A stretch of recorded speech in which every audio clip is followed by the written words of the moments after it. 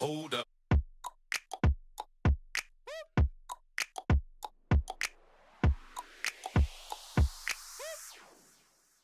I hope you're having a great day and I hope you're staying safe at home. Today I want to talk about fear. Fear is real for us. Fear motivates us to take action. The problem is when we start to build on fear all the time. Whenever I meet patients, whenever I meet people who need help with their health, and they say, Luke, I want a diet plan. I need to exercise more. I need to look after my health. I ask them why. I say, because I'm scared of dying. I'm scared of getting sick. I'm scared of getting fat. Why are you scared of getting fat? Well, because people won't like me. I won't find someone to love me. Or maybe I'll get cancer because we heard that cancer and obesity are directly connected with each other. You ask a child, why do you need to study? Why do you need to study so hard? Okay, because they have the fear that if they don't study, they can't succeed in life. These little fears are good for us, but we have to change our belief system and our perception. Why should we eat well? Not because of a fear, because we owe it to ourselves. You're given a gift of life. This human body, this intelligence within you is nothing but a gift. And until you learn that it's a gift, you will continue to take it for granted. If I gift you a Rolex watch or an expensive handbag or a beautiful luxury car, do I need to motivate you to look after it? No, because it's valuable to you. It's valuable to you. My point is, why do we have to motivate ourselves to eat well? Why do we need to motivate ourselves with fear that if I don't do this, this is going to happen? Whenever we operate from a space of fear, the journey is always going to be hard. The journey is going to be full of struggles, disappointment, expectations, frustration, anger, more and more negativity. Because when we chase fear, or when we use fear as a way to get through life, you operate from a space of fear. Always. That's miserable. Imagine if you have to live with fear every day. Like I tell you, every day outside your home, there are snakes and alligators, and you have to wake up with fear that, will I get attacked? Okay, you're going to get sick. Your life's going to be miserable, even though in your home you may have wealth and you may have a nice partner and all of that stuff. But your entire life operates from a space of fear. And that is why we need to constantly revisit our mindset. We have to constantly revisit the way we think and the way we perceive. Okay, I need to exercise because this gift of life, my body, requires movement. Trillions of cells that form human life, that get me through the day from the time I wake up till the time I sleep, requires movement, or requires good food, or this gift of life requires sleep. It's as simple as the most common example. What happens when the battery on your phone starts to die? When you see that little battery icon, when it starts to move into yellow and eventually into red, what do? Do you need to be motivated to charge your phone? Absolutely not. You do it. You charge your phone because you know without battery power, the phone that you love so much, that connects you with the world, that connects you on social media, that connects you with your loved ones, that keeps you busy all of the time, that keeps you addicted, will not function if you do not charge the battery. It's the same thing with us. All of us have trillions of batteries within us powering life. Those trillions of batteries are trillions of cells in your body. If you don't recharge them, by giving them the raw materials through the nutrients that you eat, by giving it the right amount of rest at night, by giving it movement, because those little batteries, mitochondria, they require movement. Mitochondria produces ATP, adenosine triphosphate, which is your molecule of energy. If you cannot produce the right amount of ATP, you're tired, you're lethargic, you're low, you're fatigued. So my point is, stop operating from a space of fear. People come today, Luke, there's cancer in the world. Please give me a diet that will prevent cancer. So much of fear.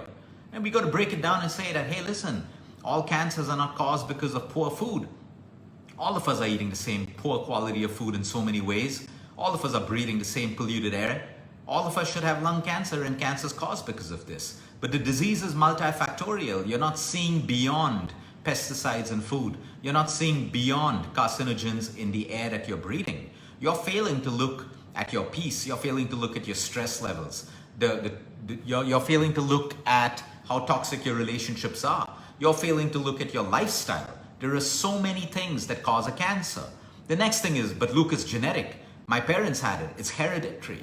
Yes, it is. But that means everyone who has the gene or everyone whose parent is sick, does this mean the child also gets that sickness? Absolutely not. The data doesn't show you that. It just tells you got to be a little bit more careful, because even our genes can be controlled by the way we live our life, the environment that we create outside of us, inside of us, and all of these things. So coming back to my point, fear is your biggest obstacle. If I had to ask every one of you right now, watching this, what is your deepest fear? And if you overcame your fear, how would your life change? And all of you would have brilliant answers that if I overcame this fear, my life would be beautiful. My life would be peaceful. My health would be better. The only obstacle standing in between you and the life that you want, the health that you need to create, the relationship that you need to be in, are your own fears. The fear to tell your partner what you really want or who you really are. The fear to admit a mistake. The fear to be yourself and show your weaknesses to your partner or your loved ones. The fear to put in a little bit of discipline, give up some of your bad habits so that you can have better health. All of these are fears that separate you right now with how extraordinary your life could be. And if we can only overcome that one obstacle, we have the fear of being true to ourselves, the fear of saying, I'm lazy. Yes, something's wrong with me. Yes, I eat too much. I'm greedy. Yes, I am stingy with my money. I block abundance. Yes, I am a show-off. I have too much of ego and pride. We don't want to be true to ourselves, so we never learn that we can take action to get better. Every one of us has sin in us. Every one of us have a bright side and a dark side. Everyone. I feel sorry for the people who try to think that they're only good all the time, because they are the ones who struggle with the most sin. They want to cover it up with trying to be good. But everyone has sin. Your spiritual leaders have sin in them. Everyone has sin. Babies are born with sin in them. My point is, be open to it and be accepting of it so that you can make a change. You can tame it. You can get better, and you can stop lying to yourself that you're perfect all the time, because no one is perfect. Whenever you meet a person that you really like and you say, wow, cautiously in a non-pessimistic manner, remind yourself that they also have another side. It's good to be aware of even your dark side, because you can take corrective action. And most of us operate again from fear. We don't want people. We're constantly trying to protect, hide, defend, prove to everyone, including ourselves, that we're someone else. But the moment you start to live your true self, your authentic self, okay, life turns to get better for you, because now fear drops out. You don't care about other people's opinions. You don't care about what other people think, as long as you know that you're right and you're being true to yourself. And the moment you're able to do that, and you drop your attachment to people's opinions, what society thinks, waiting for likes on social media, waiting to be loved by people you don't even know, guess what? That is the meaning of true freedom. Everyone thinks they have freedom. Independence Day, Republic Day, all of that stuff. Yes, we do in a superficial way. We have freedom. But yet everyone feels so locked up inside. Everyone feels so controlled inside. Everyone's fighting for validation. People are fighting for approval. If you're free, you don't need to do that. You only need to fight for approval and validation if you do not feel free. And no one can hand you freedom.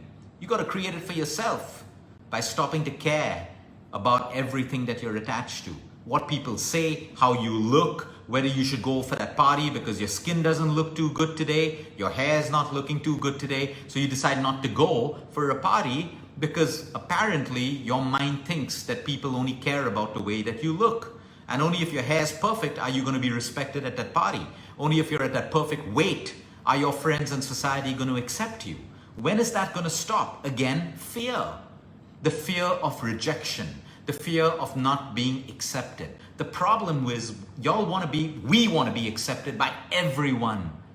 There is no individual in this world who can be accepted and loved by everyone.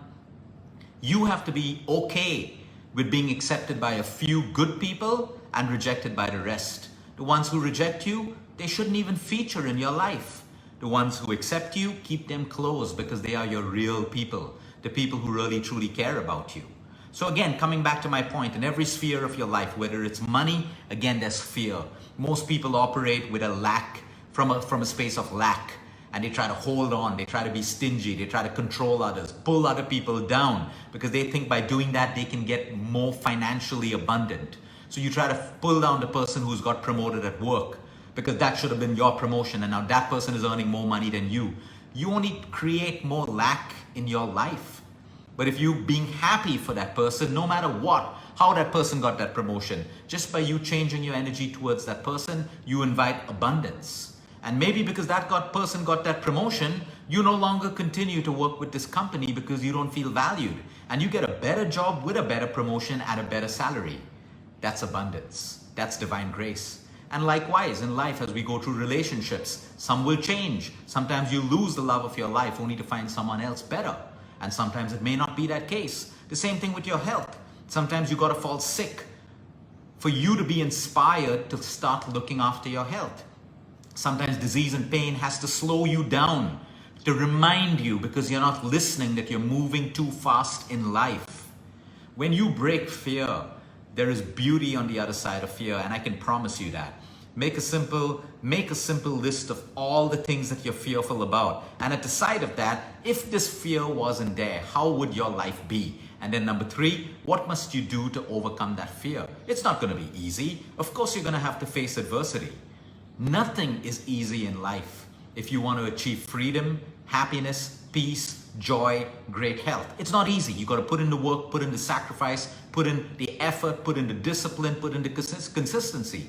Unfortunately, there's a whole world out there on social media and everywhere trying to teach you easy ways. 3 steps to becoming a millionaire. 3 steps to your startup becoming a unicorn. 3 steps to you losing that fat and looking great at your next party. If that worked, if all of that worked, it wouldn't be a problem, right? But the problem still exists because shortcuts never, ever work. You have to overcome your fear, and you do that by stopping to chase shortcuts, hacks, and all of these quick, get-rich-quick schemes and lose-weight fast schemes. It doesn't work that way. You're wasting your time and you're wasting your life trying to find that. Ask yourself a simple question. If it existed, okay? Everyone should be a multimillionaire or a billionaire. Everyone should be healthy with that perfect size 0 figure and that perfect physique. But it doesn't exist. You got to put in the work. Everyone's different. Everyone's unique. There are life energies involved. There are your karmas involved. There's your attitude, your perception, your belief systems that you have to work with. Overcome fear. Every time you start finding yourself operating from a space of fear, making a decision from a space of fear, oh, I better say this so this person likes me. Even if you don't want to say that, you say it because you want that person to like you. Space of fear. Okay? You don't ask your doctors the right questions because you're fearful of what your doctor may say, or your medical professional. You don't want to ask them the side effects of your medication. You have the right to ask so that you can handle it better. You're not asking a question to try with an ego and pride. If you're doing it with ego and pride, change your attitude. As simple as that. Why are you so scared to go and ask your partner for what you really want? Or tell them what you don't really like in the most non-nagging way, but with just pure, respectful communication? Why must we use emotional blackmail to win at work, in relationships, in society? When you use emotional blackmail, you're operating from a space of fear. Does it ever get you any good? The answer is no. Stop operating from a space of fear. Sit down and reflect. You get a disease, of course it will come with fear. Go through that emotion of fear and everything, but don't let it keep you a victim. Once you've gone through the emotion, now you need to move to action. Fine, I got this cancer. I got this disease. Now what can I do? If you start looking at the statistics and you allow fear to get a better of you, that, oh no, 49% of these people die. What if you were not in that 49%? What if you were in the balance percentage? What's stopping you from thinking that? But you choose fear, and your fear becomes bigger and bigger. It becomes an illusion. It becomes a lie. It becomes a fantasy in your mind that never has to be true. But you are what you believe. At the end of the day, that's the simple truth. Anything in your life is a product of how you think and where you put your energy. Nothing can ever change that. No laws of nature, no laws of science can ever change that. That's why there's a patient who can get a sugar pill from a doctor knowing that it's a medication that will reduce their pain, and that sugar pill will reduce the patient's pain.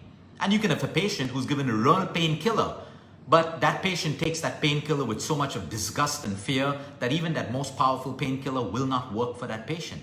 Again, what is that? The power of your mind, fear, the placebo effect. You want to start breaking down your life and all the fears that you have and slowly start working with them one by one. The fear in finances and abundance, the fear in relationship, the fear in your health, the fear in your family, the fear in your workplace, the fear in your personal growth, the fear to be who you really want to be. On the other side of the fear is happiness, joy, and freedom. Have a great day, everyone. Until next time, eat smart, move more, sleep right, breathe deep, and remember, you care is all about you.